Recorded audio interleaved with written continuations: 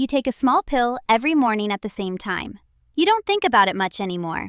It's routine. It's easy. It's yours to control. But for almost all of human history, that control didn't exist. So what did women do instead? The real answer is far stranger, far older, and far more resourceful than most people realize. Go back 100,000 years. There is no clinic. There is no pharmacy. There is only your body, your community, and the knowledge passed down from the women who came before you. And somehow, across every continent in every era, women found ways to decide when and whether to carry a child. Not perfectly, not always successfully, but they tried, constantly, quietly, for thousands of generations.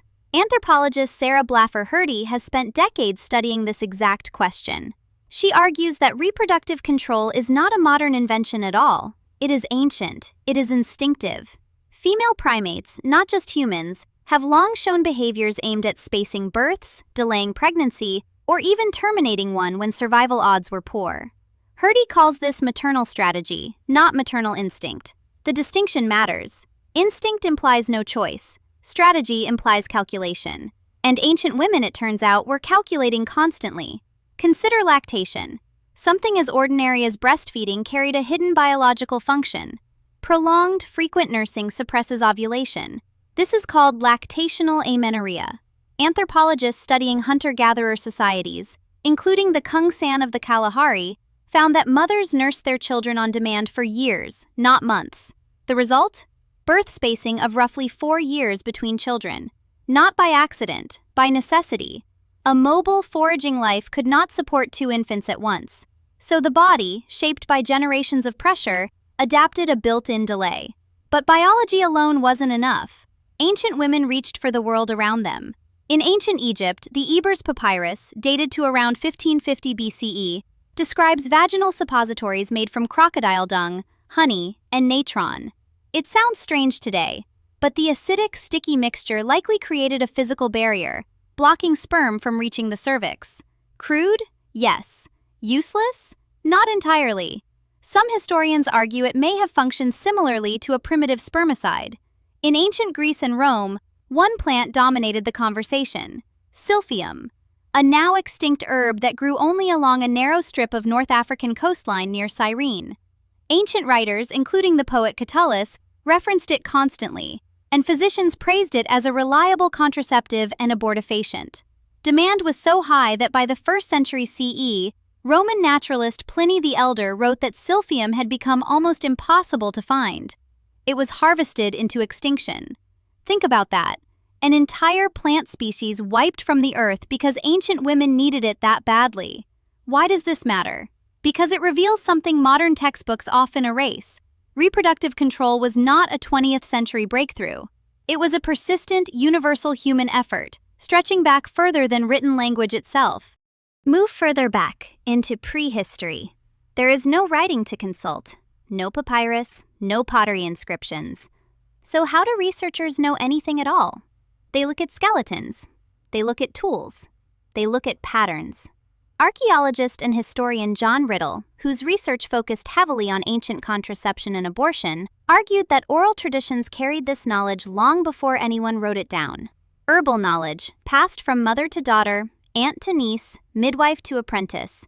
Knowledge that left no fossil, no artifact, only a whispered lineage of survival. Some plants recur across wildly different cultures with almost identical use. Queen Anne's lace, also called wild carrot, appears in ancient Indian Ayurvedic texts, in European folk medicine, and even in some Native American traditions, each describing similar contraceptive or abortifacient properties. Did these cultures share the knowledge? Unlikely, given the distance and time separating them. More likely, women in different corners of the world arrived at similar conclusions through the same method. Trial, observation, generational memory. Painful, sometimes fatal experimentation refined over centuries into working knowledge. Here is the counterintuitive twist. For most of human history, controlling reproduction wasn't just personal, it was economic. It was survival. A prehistoric band could only support so many mouths. Too many children too close together and the group starved, or the mother herself could not keep pace with the migration. Anthropologist Kristen Hawkes, known for her research into the grandmother hypothesis, has pointed out that early human societies depended on careful balancing of birth spacing with available resources and support networks. Fewer children, spaced further apart, often meant a higher chance that each child survived to adulthood. Reproductive restraint wasn't rebellion. It was strategy for the entire group's survival. And this brings a harder truth into focus. Not every method worked. Not every attempt was safe. Many women died from infections caused by crude barrier methods. Many plants used as abortifacients were also toxic in the wrong dose. And getting that dose wrong could kill the woman as easily as it ended a pregnancy. This wasn't empowerment in the way we imagine today. It was desperation, dressed in the only tools available. Women accepted real, mortal risk because the alternative, an unsupportable pregnancy in a fragile environment, could be just as deadly. Still, they tried, again and again, across 10,000 generations. In deserts and forests and river valleys, women reached for bark, root, fungus, and folklore, refining what worked and discarding what didn't, passing survival wisdom down through whispered conversation, because no other record would hold it. By the time recorded history begins, this knowledge is already old, already sophisticated, already global. The Ebers Papyrus didn't invent contraception. It documented something women had likely been doing for tens of thousands of years before a single hieroglyph was carved. So why did so much of it disappear? Partly because oral knowledge is fragile. It survives only as long as someone keeps repeating it. Partly because, in many periods of history, this knowledge became politically dangerous to possess. Historian John Riddle has argued that as male-dominated medical institutions rose to power in medieval Europe, women's traditional knowledge of herbal contraception was actively suppressed, sometimes violently, through witch trials that specifically targeted midwives and healers. Knowledge that had protected women for millennia became, in the wrong era, a death sentence to even whisper aloud. Think about what that means. The pill you take today exists inside a story that stretches back further than agriculture, further than cities, further than writing itself. Your body carries the same biological pressures your prehistoric ancestors carried, the same instinct to weigh timing, resources, and survival before bringing a new life into the world.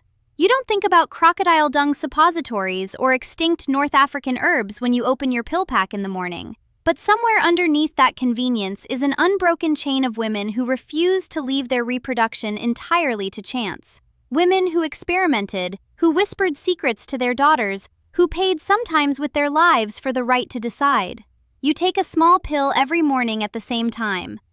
It's routine, it's easy, it's yours to control, but it was never really new. It was always yours. Ancient women just had to fight far harder to claim it.